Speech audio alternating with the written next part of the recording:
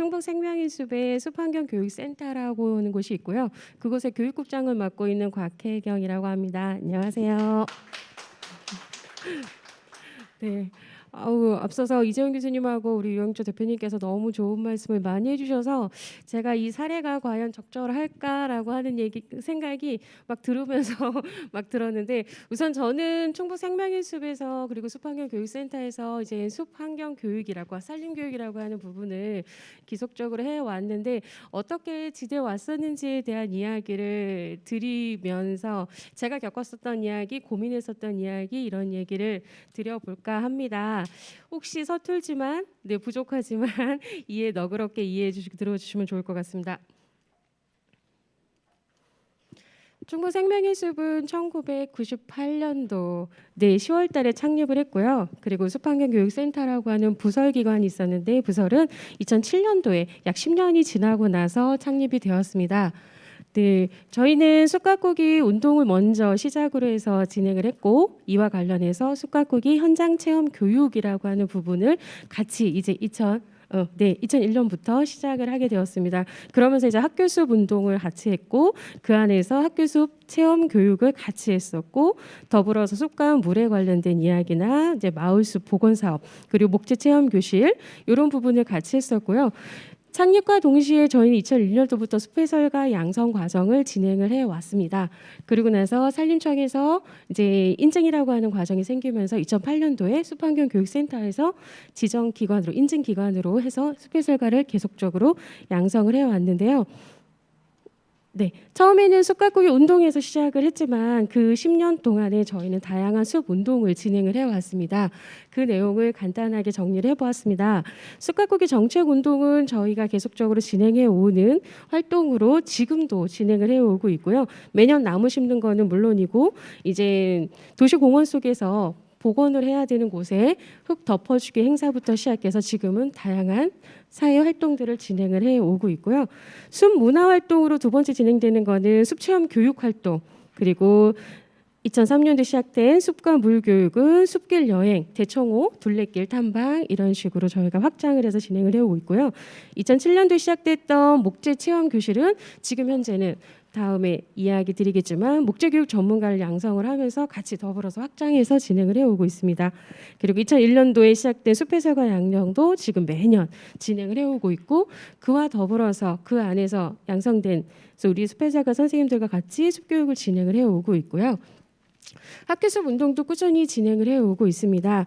충북 같은 경우는 도교육청에서 학교숲을 조성하는 사업도 같이 이루어져 있었기 때문에 2000년도에 목행 초등학교를 시작을 해서 지금까지 2008년도까지는 약 42개 정도의 학교에서 학교숲 운동을 진행을 해왔고요. 학교숲이 조성이 되고 나서 그 조성된 학교숲을 기반으로 해서 학교숲 활용 교육을 저희가 꾸준하게 진행을 해오고 있고요. 현재도 충북은 초록 학교라고 하는 명목으로 해서 학교숲이 계속적으로 지속적으로 조성이 되고 관리가 되고 교육이 되고 있습니다. 그리고 더불어서 농산촌 운동을 진행을 해왔습니다. 산촌 지도자 아카데미, 그리고 이제 금관숲이라든가 후평숲을 복원하는 마을숲 복원 사업을 진행을 해왔습니다. 그리고 도시숲 운동도 같이 해왔습니다. 노거수 조사를 해서 청주시의 노거수 지도를 만드는 작업도 했었고요. 청주시의 평면 녹지 조사도 해봤고, 마을 만들기도 같이 진행을 해왔습니다. 이렇게 10년을 지내고 나서 다시 저희가 숲환경교육센터라고 하는 센터가 개설된 이유는요, 부설로 이루어진 이유는요, 10년을 진행을 해오면서 숲가꾸기 운동을 해오고 나서는 이 숲교육에 대한 부분들을 조금 더 이제 전문적으로, 그리고 조금 더 확장해서 일반 시민들하고 다양하게 확장을 해 나가고 싶은 마음으로 저희가 부설을 창립을 했고요. 그 이후에는 부설 목적에 맞춰서 확장된 사업을 진행을 해왔습니다. 물론 이제 기존에 해왔던 녹화 숲 조성 사업은 지속적으로 되어 있고요. 그거를 조금 더 키워서 도시숲 조성 사업도 같이 이루었습니다. 그래서 2012년도에 1,004만 그루 나무 심기 손바닥 공원 사업을 청주시와 함께 저희가 진행을 해오고 있고, 그다음에 산림청에서 생애주기별 산림복지라든가 유아숲 지도사가 새롭게 또 교육한 분야가 생기면서 저희도 더불어서 숲속 유치원 유아숲 교육을 같이 이제 진행을 해오고 있었고요. 2015년도에는 손바닥 공원을 조금 더 확장시켜서 시민들이 직접 자기의 유유지에다가 공원을 조성하거나 정원을 조성하는 사업으로 게릴라 가드닝을 했고요. 그걸 할 수 있도록 시민 정원사, 시민 가드너 교육을 같이 했었고요. 그다음에 그때부터는 저희가 이제 취약계층과 소외계층에 이제 조금 더 관심을 갖기 시작을 해서 특수화라든가 그다음에 특수화 같이 하고 있는 교사라든가 그리고 소외계층 이들과 함께 수업을 진행을 하는 교육을 이루어 가고 있었고요. 또 하나는 생물 다양성 탐사를 하기 시작했습니다. 그래서 2016년부터 저희가 청주에 있는 대표적인 우암산을 기점으로 해서 생물종 다양성을 매년 시민들과 함께 조사하는 그거를 지역의 네트워크와 함께 진행을 해 오고 있었고요. 이렇게 이제는 확장을 해 오고 있는 중에 가장 큰 전환점이 됐던 건 최근에 2017년도에 생겼던 산림복지 전문업입니다. 네, 산림복지가 아니라 산림복지 전문업이라고 하는 이제 생기면서 저희가 모든 교육이 산림복지 전문업으로 통합이 아닌 통합이 돼버렸습니다. 예. 그렇지만 이제 그거를 진행을 할 수밖에 없었던 저희는 시민단체였습니다. 네, 저희 숲해설가 선생님들이 밖에 나가서 사회에서 교육을 진행을 하려면 이 전문업을 할 수밖에 없는 상황이었었고 그 할 수밖에 없는 그 상황 속에서 부딪히는 이제 여러 가지 일들을 해결해 오고자 2017년부터 지금까지 열심히 노력을 해 오고 있었고요. 그 와중에 곤충 해설사라고 하는 조금 더 분야를 전문적으로 할 수 있는 부분을 저희가 진행을 해왔고 이제 골목 정원이나 치유 정원은 여전히 저희가 도시 정원 사업으로 이제 조성 사업으로 진행을 해왔고 그다음에 2020년도에 목재교육 전문가라고 하는 인증을 받으면서 목재교육 전문가까지도 저희가 같이 양성을 하게 되었습니다. 네. 산림청에서 이제 생애주기별 할 때는 저희가 마찬가지로 같이 유아수비라든가 생애주비 교육을 같이 진행을 해왔고요. 또 산림청에서 정원문화나 산림복지 이렇게 탄소 중립을 했을 경우에도 저희도 같이 더불어서 그와 발맞춰서 산림복지, 도시정원, 환경교육, 시민가드너 이런 부분을 해오고 있었습니다. 예, 숲 가꾸기 운동을 시작을 하고 다양한 숲 운동을 시작하고 저희가 조금 더 전문화되고 세분화된 숲 환경 교육을 하고자 저희는 노력을 해왔는데 네, 이렇게 되었습니다.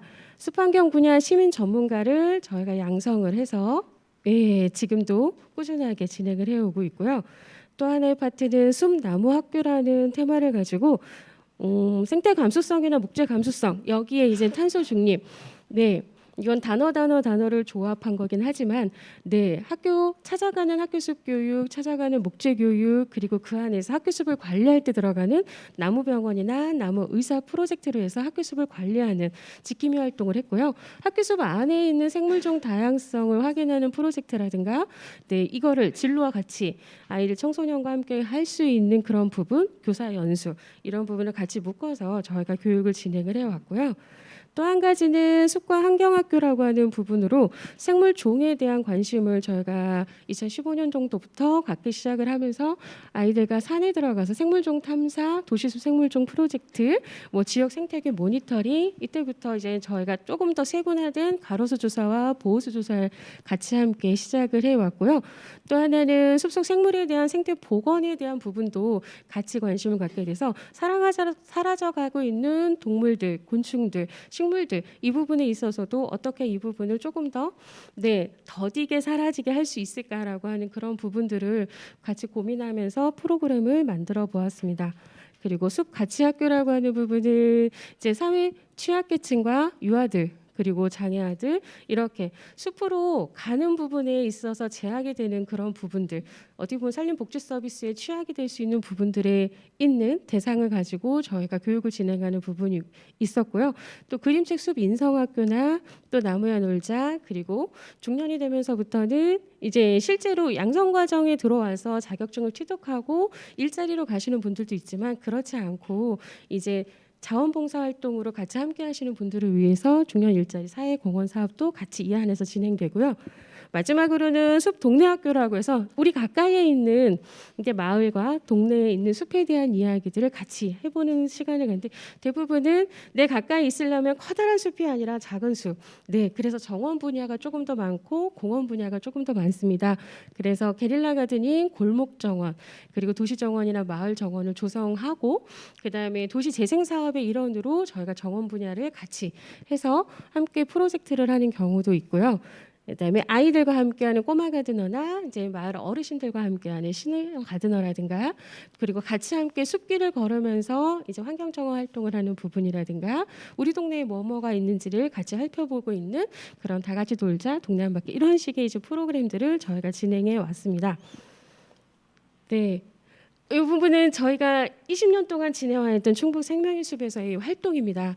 네, 처음에 숲가꾸기 운동부터 시작해서 학교 숲부터 시작해서 어떻게 갔었는지에 대해서 저희가 어떻게 보면은 이 자리를 위해서 한번 정리를 해봤던 시간이기도 합니다.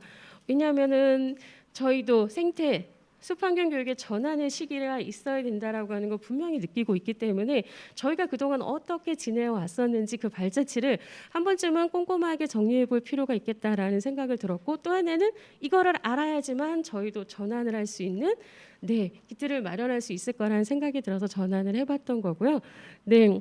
나름 그래도 열심히 활동을 하고 있었습니다. 네, 생명의 숲을 숲가꾸기 운동에서 시작을 했기 때문에 저희는 커다란 숲을 조성할 수는 없지만 꾸준하게 나무를 심고, 도시 안에 나무를 심고 아이들과 같이 하려고 했고, 그 안에서 이제 이루어지는 교육을 진행을 하려고 하고, 그러면서 저희가 생각했던 거는 멀리 있는 숲은 누구나 다 생각을 갖고 나서 갈 수가 있었습니다. 근데 가까이는 숲이 없으면 할 수 없었기 때문에 저는 이 산림교육이라는 거를, 숲교육이라는 거 관심을 갖게 된 건 저희 아이들 때문이었거든요.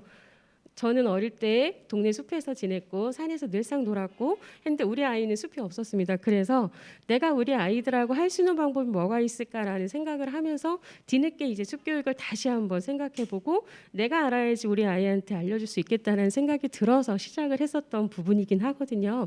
그래서 저는 제일 많이 관심 갖는 게 동네 숲, 그다음에 마을 숲, 그리고 학교 숲입니다.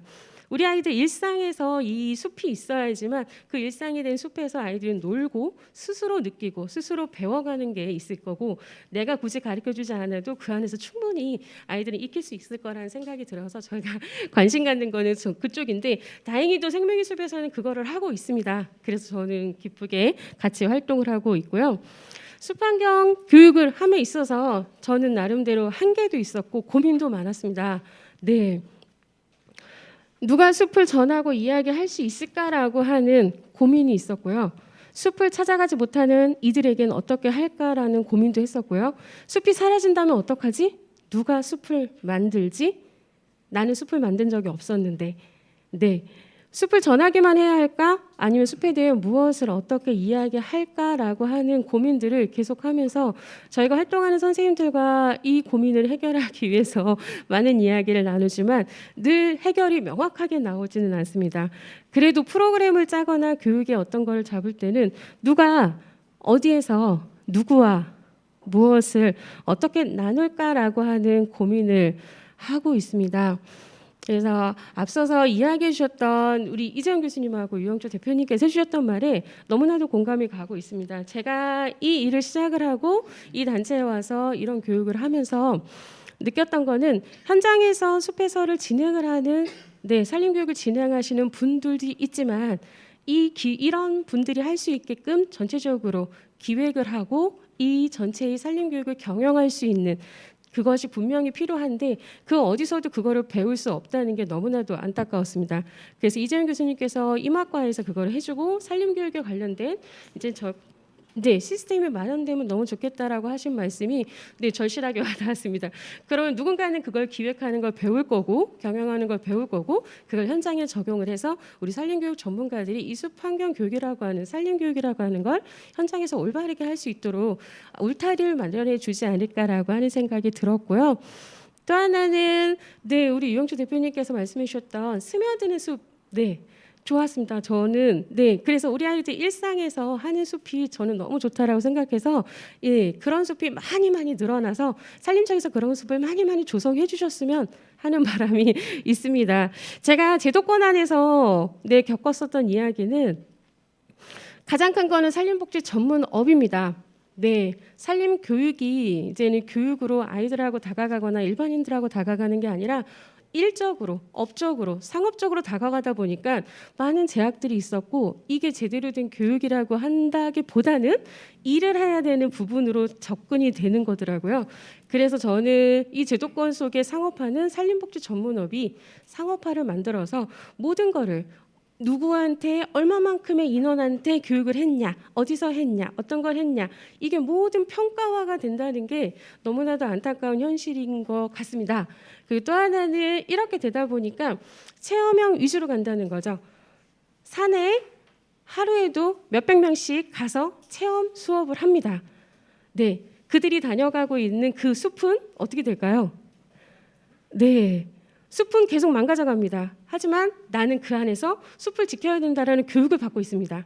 아이러니하게도 그런 현실입니다. 그래서 저는 그런 것보다는 일상의 숲에 있는 상태에서 아이들이 경험을 하는 체험형 수업보다는 지속적으로 아이들이 그 숲을 가꾸고 하는 그런 교육을 했었으면 한다는 생각이 들어서 현실에 부딪힌 문제로 제기를 해보았고요.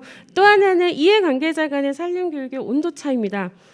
처음에 저희는 양성교육을 진행을 해왔습니다. 네, 양성교육에서 선생님들한테 해주는 그 교육의 수준과 그리고 현장에 나가서 참여자들이 이 숲 해설가들한테 요구하는 기대치가 분명히 있고요.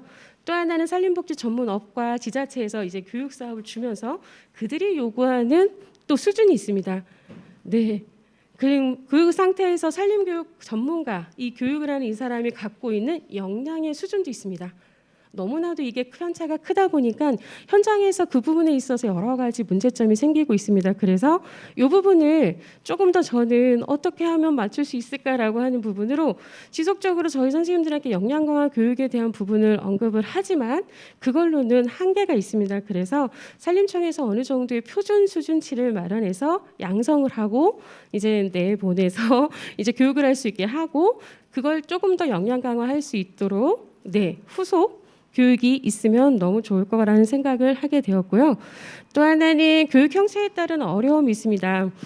저희는 산림복지 전문업을 위탁 운영하지만 아까도 보셨다시피 주로 찾아가는 교육을 진행을 하고 있습니다. 자연휴양림이라든가 또는 이렇게 큰 공원이라든가 이런 곳은 너무나도 좋은 자연 환경이 있습니다. 그곳에서 아이들과 수업을 하거나 일반인들 대상으로 산림교육을 하는 거는 너무나도 풍부한 자원을 가지고 하기 때문에 충분히 가능합니다. 하지만 이제 찾아가는 교육이라고 하는 건 그런 자원이 없을 때 이 아이들한테 숲을 어떻게 이야기를 하고 어떤 경험을 시켜줘야 되는지 어떤 이야기를 해줘야 되는지 그 부분에 있어서의 고민이 있습니다. 그래서 하지만 이제 맨 위에 있는 제도권에서의 이 모든 산림교육은 하나로 평가가 되고 있는 이 부분이 저는 아직까지도 현실에서 가장 큰 문제라고 생각을 하고 있습니다. 저희는 그래서 생각을 했습니다. 그동안 20년 동안 해오고 고민을 해오고 그리고 제가 2017년도부터 전문업을 진행을 해오면서 5년이라는 시간이 지나고 지금 현재 선생님들하고 어떻게 산림교육이라고 하는 부분을 진행을 할까라고 하는 부분에 있어서 분명히 숲과 환경은 같이 가야 되는 교육이라고 저희는 선생님들한테 이야기를 합니다.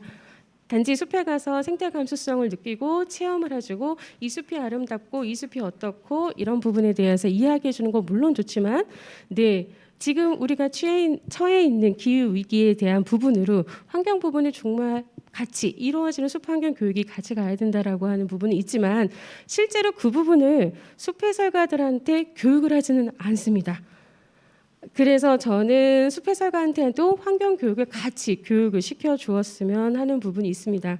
그래야지만 숲을 나중에 교육을 하실 때 환경 부분은 어디까지 접목을 해서 할지에 대한 현장 프로그램이 나올 수 있다라고 보기 때문에 같이 해주셨으면 하는 그런 부분이 있고요.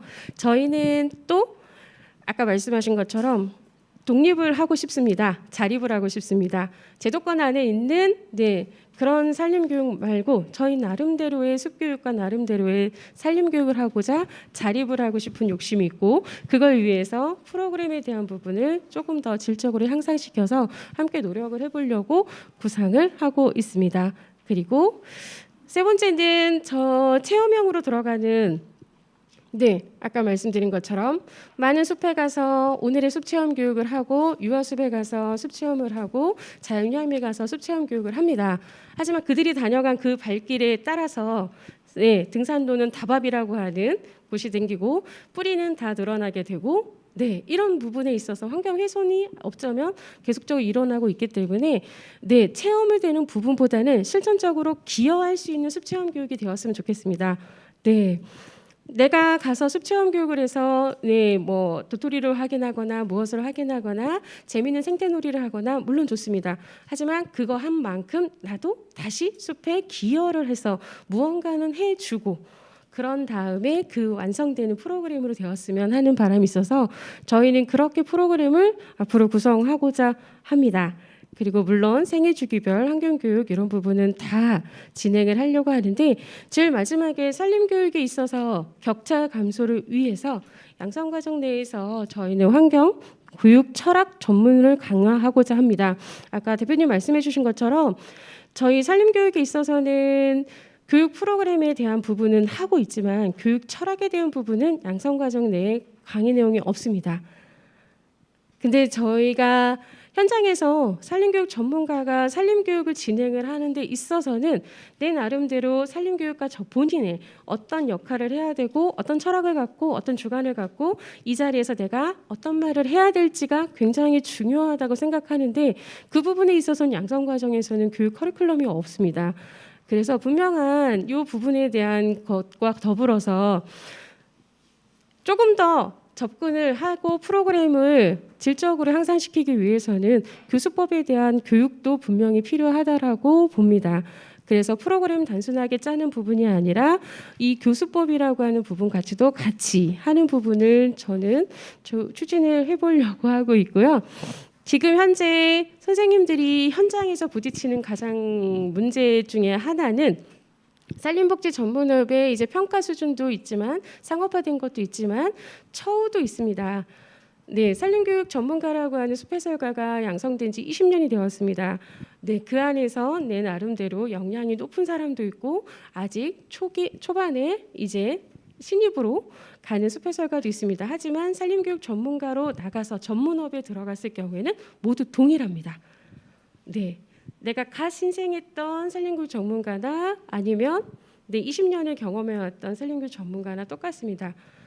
물론 프로그램에 대한 부분도 기획력도 역량도 다 다릅니다. 하지만 동일한 조건으로 취급이 되다 보니까 선생님들 나름대로 이 자존감이 계속 저하되는 경우들이 있어서 이 부분은 저희 나름대로 내년에는 개선을 해보려고 합니다. 그래서 이제 이재현 교수님 얘기하셨던 부분이 이제 제도적으로 마련되는 부분이지만 저희 기관 나름대로 기획을 하실 수 있는 분과 실제로 현장에서 교육을 하시는 분과 이렇게 구분을 지어서 이분들에 대한 처우도 조금 달리 진행을 해보려고 생각을 하고 있습니다. 네. 여기까지 저희가 경험한 내용이고요. 저도 이 자리에 오면서도 저 아래 문구를 계속 생각을 해보고 제가 이 자리에서 어떤 말씀을 드려야 될지에 대한 고민을 굉장히 많이 했었거든요. 네. 올바른 사례 발표가 됐는지 모르겠습니다. 네, 제 사례 발표는 여기까지입니다.